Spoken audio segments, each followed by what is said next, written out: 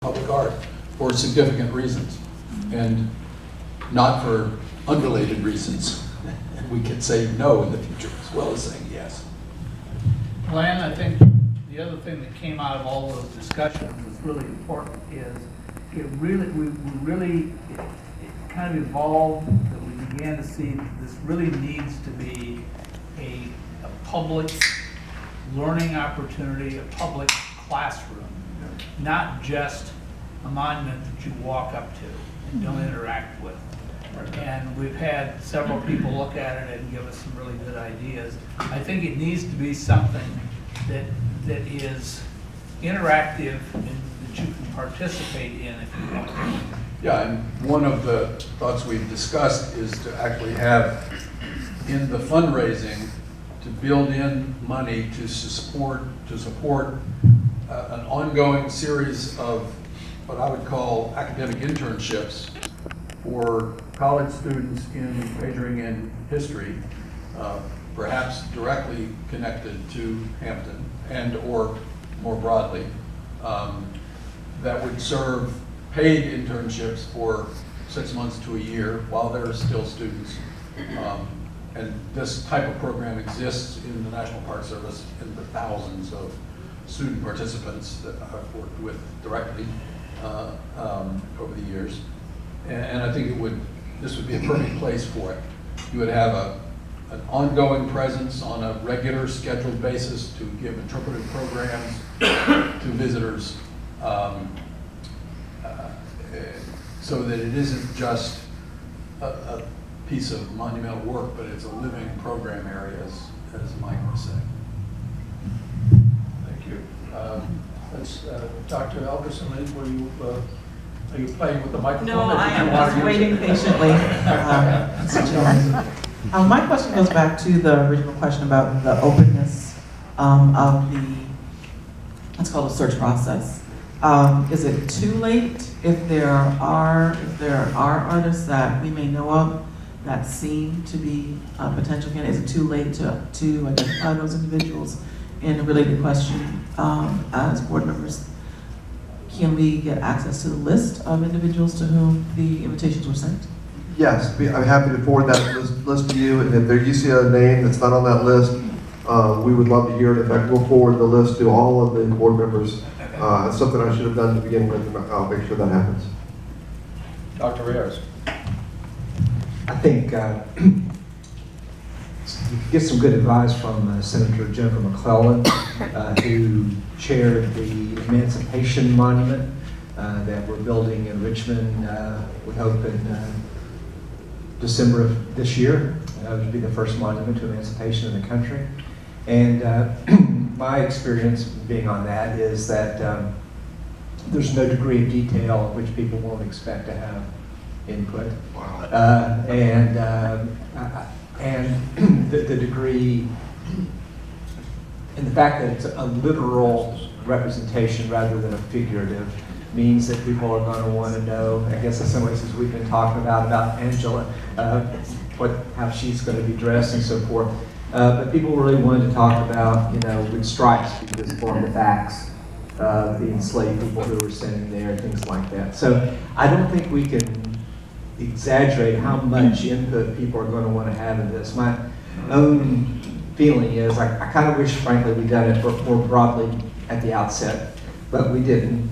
I think representing that what this is in August is we solicited some opinion from excellent sculptors as a way to concentrate our conversations going forward. I wouldn't present this as a conclusion, but rather as a way to accelerate the conversation, and not to suggest that we were ever intending to lead directly to the monumentalization. On our statute too, we had to identify 5 Afro-Virginians who'd been advocates of freedom and then advocates of equality. And so we had big debates as Nat Turner on there and so forth. And so, but we said yes, and we've not gotten much pushback so far. But the point being is that she ran this all the way, I guess it is probably through state procurement. I don't know. But she's just, I've been so impressed with the way that she ran this, she probably has learned things along the way you might want to ask her about. Thank you, Dr. Could I just add one thought? If I know that Dr. Wiggins has left, and I know if he were here. I'm still. Oh, you're still here. Oh, I'm sorry. Listening patiently. All right. Well, he lectured me yesterday very effectively that we would not have any realistic depiction of Angela here because she was at Jamestown. And That's correct. That's right. That's fair enough. I'm not taking them out. Of course, this whole area was Jamestown originally, they called it the Jamestown Settlement, but I get your point. There was a Virginia colony within which Jamestown was, but we'll, never mind. Very good. Other comments? Yes, John. I guess one comment, one question. The comment is, just after I joined the board of the Presidio Trust, the chairman of the board, who was at the time, the chairman was, she's still alive, was a great enthusiast for outdoor modern art. And she pressured the board very, very hard to adopt a policy of bringing big modern art sculptures to place in the parade ground and other places around the Presidio, which of course didn't receive these. That proposal did not receive a lot of love. And what saved us from having to do that was that the trust had previously adopted an arts policy. And that basically directed that works of art would have to relate directly to the Presidio and the National Historic Landmark, that it was a part that constituted. So my comment is I know the staff has about 28,000 things to do already, that we might start thinking about what a public art policy could be, so that when the 42nd proposal comes around, we have established what it's going to be like, the 50-year kind of thinking out. So it happens. So the question is, that's just a comment. The question is, Glenn, when you made your presentation up there, you talked about a lot of landscape, the place where the place where the memorial would likely be. Is there an intent to design the whole landscape prior to the installation of the memorial so that we know how it's all going to fit together, or is this going to be sort of ad hoc as we go along? Well, if the, I would say this, that the Historic Preservation Officer and DHR working together have come up with the shape and the size. And so that doesn't mean that an artist couldn't propose something radically different. It might be, depending on what it was, it might be a little bit more difficult to get it approved. I think what I would like to hear from the board is, if the board likes the idea of this African Landing Memorial Park, then I don't know how I would get the money out of John, but if we could sit down with our engineer who's already under contract, we have an annual contract with an engineer, and between their landscape architecture skills and mine, we could begin to lay out a concept plan for how this would work together, so it wouldn't just be in my mind telling you. But I think that would actually start to give us a conceptual framework to work within.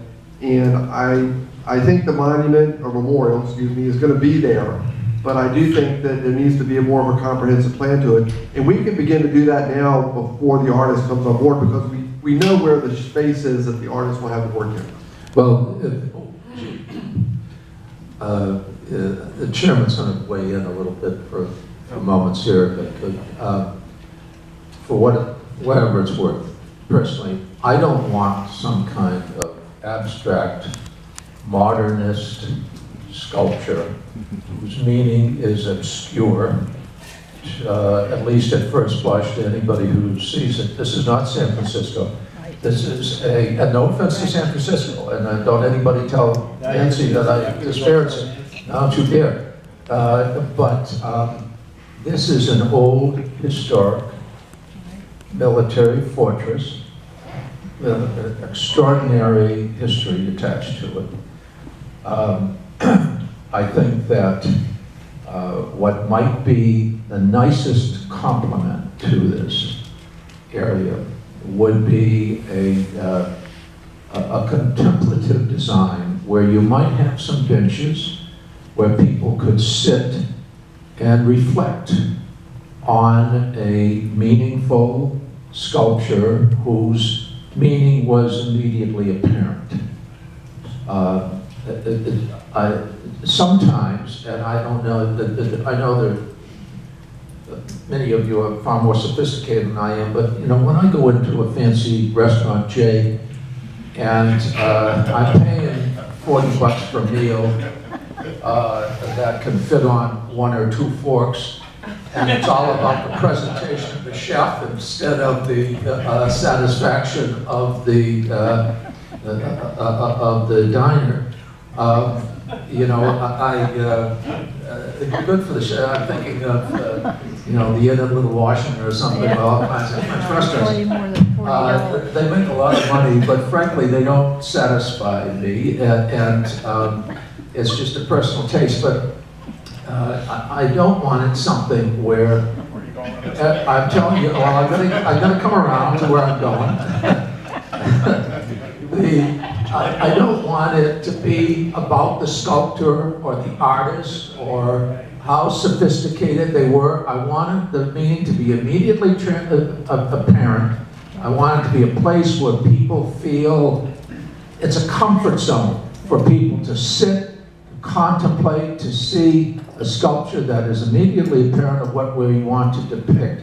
And maybe with some nice flowers. I mean, with the sun and the ocean, it's a perfect place for, you know, beautiful flowers to grow, even scented flowers. It would be just a nice place to go, quiet, and reflect upon, you know, the profoundly important history of the place. So, for whatever that's worth, I didn't mean any slight to you when you think. I just assume. Yeah, well, I'm just assuming you go to a lot of fancy restaurants, and it was only because you were on my right-hand side that I used you for a foil. But let's sort of keep it simple and obvious, and you know, and I agree with you, Destry. I jog past the Japanese memorial, well, twice a day whenever I have the ambition to go jogging, and every time I do, it's noticeable. It's a nice place to see, and you see people just sitting there, thinking about, you know, how crazy the war was, and the Japanese Americans who interned, and the Japanese Americans who fought for us like them anyway. So, anyways, for whatever it's worth, those are my 2 cents. Dr. Ellens. You might want to also, as Jay gave you suggestions, you might want to look at the organizers of the competition for the Slave Memorial at the College of William & Mary. They are now in the process of deciding on a design that was recommended by the committee that they had chose to look at the various proposals for a slave memorial there. They knew they wanted it on the grounds of the Wren Building. They knew they wanted something that sort of engaged conversation, not just among the public, but most importantly among the students who were there. They know that they wanted the names and dates of the enslaved to be a part of the memorial in some way. They wanted it to be something that was not incongruent with the environment of the surrounding area of the college. They involved university architectural students as a part of the competition, and you'd be surprised at the work that they did, the homework that they did in terms of the history and learning and understanding the history, to pull together their proposals. You know, and whether you have what you need by August or not, thinking about how you might use, how you might take advantage of the large audience that will be here in August may be something that you think about in terms of helping you make decisions about the artwork itself. In the end, I think you want the community who's visiting, or who will be visiting, to sort of see this as a place of engagement, as you say, Jim, a place that they want to come and discuss things that they might not discuss in their own homes, they might not discuss in their own communities. You want this to be a place and a space that invites that kind of conversation, and then has a place for them to sit down, has a place for them to also engage in the process. And I think also how you have ideas about what you want, but how you allow the artists to express their own creativity might in some way surprise you in ways that you're not expecting, but in ways that might inspire you. So it's fine to give them guidelines as to what you want, but leaving them the opening to create as architects and as designers may take you places that you are not thinking you would go otherwise. Excellent comments, Russ. Thank you. Other comments? Clark? Yeah, just briefly, and you may have come to this, I apologize. It might be helpful to have Glenn and Janet jump on a conference call maybe. When we thought of this idea and thought of what resources do we have in the state already that could help, because we've gone through a lot of projects today where they're ambitious and it takes planning. Janet Stark runs our Commission for the Arts. They've got a wonderful group of folks from a diverse set of backgrounds that are on the commission. They've run similar projects. They've had partnerships with colleges and universities, and she, when she was hired in this position this year, this was one of the top projects we said to partner with Glenn to make sure we run this art competition in a way that's thoughtful, that engages artists of all different backgrounds. And I think, Jim, to your point, some parameters around which we have goals, and then Dr. Ellis, to your point, let the artists and the professionals that run these competitions that know what they're doing do what they do best. And Janet is really good. And she's been on several conference calls. Yeah, good. I think that I'd lean in hard to letting them do. And kind of like with the RFP, if someone comes back with something, Jim, and it's in a little Washington dinner for you, I mean, then don't go forward. That's not what the board wants. But let's see if it's a little bit. Unitary let's see if it's a little bit in between, and see what they come up with. But thank you, Clark. Agreed. Very good. Yes, Doctor. I'm thinking about this commemorative site. So yesterday's tour, I didn't get a really good feel. I got a better feel for it. Perhaps it's the perspective. I didn't get a good feel for the space as really kind of representing the importance of what it was going to do and what it was meant to do. Even feeling that the tree, its proximity to the place that's identified even seems to kind of impinge a bit on it. So this idea of a fully conceptualized space that's contemplative and so on is great. This is heavy lifting in another sense when you think about the politics of the representation of Black bodies. And so it can go either way, even with an absolutely superb artist. How the public receives that can go either way. It can be kind of cringe-worthy, or even, in some cases, kind of embarrassing, or it can be the exact opposite. So I think that as we're going through this process, I think that we just have to be really, really cognizant of that when we're looking at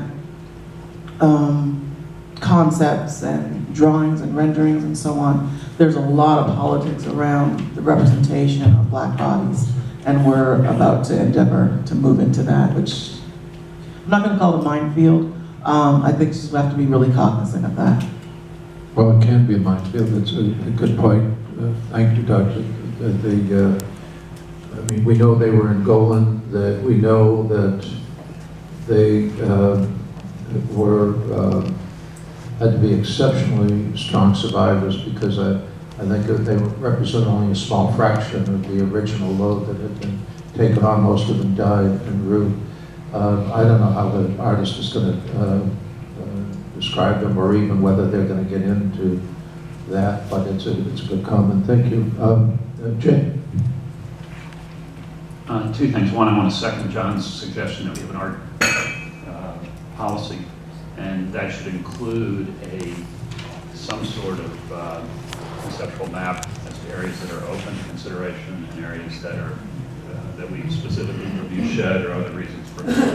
And secondly, I apologize I wasn't on the tour yesterday, but if there is, if you could give it, without extending the meeting, too long, if you could give us a quick overview of areas that you considered putting this and rejected.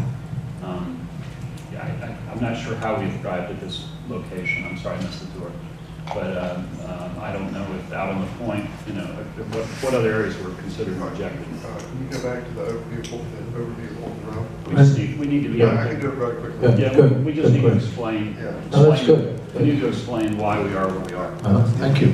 Thank you, Jay, very much. Yeah, and that was part of the first thing which we did was trying to pick the site, and Bill and Calvin did a really good job of. They came back with several proposals for sites, and I'll show you what those were, and Bill's here to correct me if I am wrong. But the first site was right there where the marker is. And so actually that was where the waterfront park called for that area where the marker is to be improved. The other site was directly in front of the lighthouse. Another site was right in front of the battery, right on the point. Another site was down here in this expanse down here. The problem with the expanse, actually I think it was up here, wasn't it, Bill? Yeah, it was up here. Across from the airfield. Yeah, it was up here. The problem with the expanse up there is that actually put it in the national park, and not that we thought the national park was difficult to work with, but everybody seemed to think that that was going to create a different level of review and so forth. And the other thing is it's significantly below the seawall, and so you really can't see the water from that site. If you're standing there in the lawn, you have no idea that the ocean's on the other side, basically, because of the seawall. I would tell you that I personally really like the site here on the very point, right there next to the channel. The problem with that site is there's no immediate parking near it. It's not visible. You would have to go find it in order to see it, and so we felt like it was not a prominent enough location for what we were trying to accomplish. The site right where the marker is now, as you can see, is the narrowest place between the road and the seawall, and it just did not give us a large enough ceremonial space. So that led us to focus on the area where the lighthouse is, and the green space in front of the lighthouse is very nice, but we are responsible for view sheds at Fort Monroe as much as we are historic. The land is, and the views and the buildings are what we have to manage. And so if you go back to where, we'll do it in a second, there is more questions, but what we did was we actually identified the view shed of the lighthouse, and we found the green space that was just outside of the view shed of the lighthouse, and that's what made that the preferred site. Had parking. It was visible, and it was a place in our master plan that was already designated as being improved. And it's worth saying, although I'm sure it's what everybody understood, is this is where the landing was, somewhere in this part of the peninsula. The actual 1619 landing was down here and not way up further. It's Fort Algernon, and it's my hidden agenda for asking the question is I would have thought the logical place, what's the point? Looking east for the obvious reasons towards the ocean, and not south towards Fort Wolf. But if y'all deem it inaccessible, then that's, I'll defer to the committee. I think it's a good comment. We have several rises on the property where there are marvelous views. I've scrambled up there that they could use a little hedging.